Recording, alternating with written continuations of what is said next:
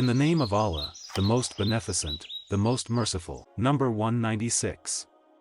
Narrated Abdullah bin Zaid. Once Allah's apostle came to us and we brought out water for him in a brass pot.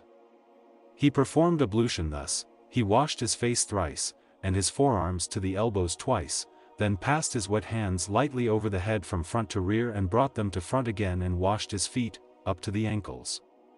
Number 197. Narrated Aisha. When the ailment of the Prophet became aggravated and his disease became severe, he asked his wives to permit him to be nursed, treated, in my house. So they gave him the permission. Then the Prophet came to my house, with the support of 2 men, and his legs were dragging on the ground, between Abbas and another man. Ubaydullah, the sub-narrator, said, I informed Abdullah bin Abbas of what Aisha said. Ibn Abbas said, do you know who was the other man? I replied in the negative. Ibn Abbas said, he was Ali bin Abi Talib. Aisha further said, when the Prophet came to my house and his sickness became aggravated, he ordered us to pour 7 skins full of water on him, so that he might give some advice to the people. So he was seated in a mikdab, brass tub, belonging to Hafsa, the wife of the Prophet. Then, all of us started pouring water on him from the water skins till he beckoned to us to stop and that we have done what he wanted us to do.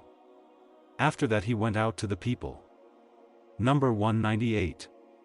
Narrated Ammar bin Yahya. On the authority of his father, my uncle used to perform ablution extravagantly, and once he asked Abdullah bin Zaid to tell him how he had seen the Prophet performing ablution.